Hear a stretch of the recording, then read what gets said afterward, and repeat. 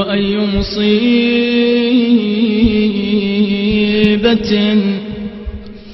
هي أعظم من مصيبتك يا أبا عبد الله. وأي مصيبة هي أعظم من مصيبة زينب.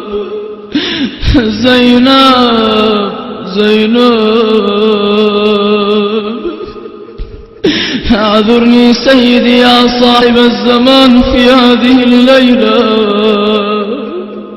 كأني بمولاي أمير المؤمنين أتى إلى قبر أبي الفضل العباس يعاتبه يخاطبه يقول لا يا أبو فاضل بزينب مهجة الزهرة وصيتك يا قمر عدنان.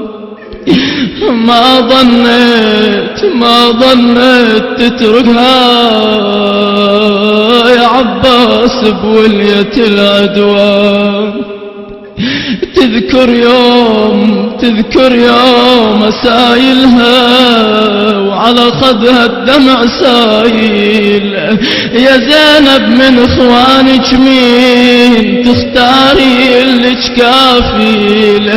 قالت ما اريد ان غير يكفلني ابو فاضل.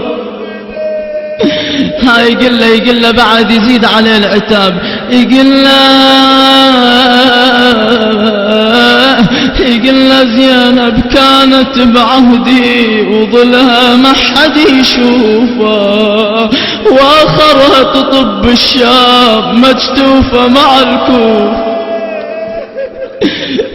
يقول له زينب كانت بعهدي وظلها ما حد يشوفها، واخرها تطب الشام مجتوفة مع الكوفة.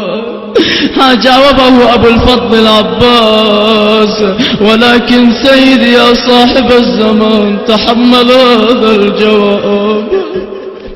يقول له يا ابويا يا علي، يقول له اختي يوم انا موجود ما حد هتك لها دار.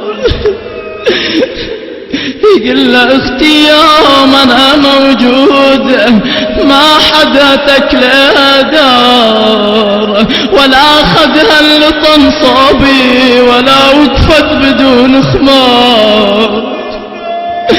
سيدي يا صاحب الزمان العباس يذكرك بمصيبة جدتك فاطمة. يقول له اختي يوم انا موجود ما حد هتك لها دار،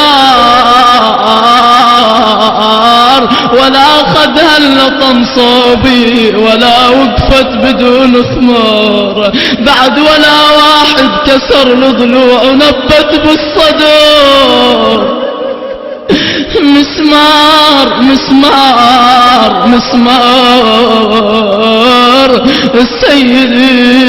سيدي يا صاحب الزمان اظهر وخل الرواية من الشرار. وصل بالجبتين من فوق شجرة وصيح ظل أمي الزهرة اش كسرت ومنها بحقها وهاج احزانه. بعد سيدي نريدك تنشدها. منها بحقها وطرحها الجنين، من لطم خدها يا ويلي والجبين.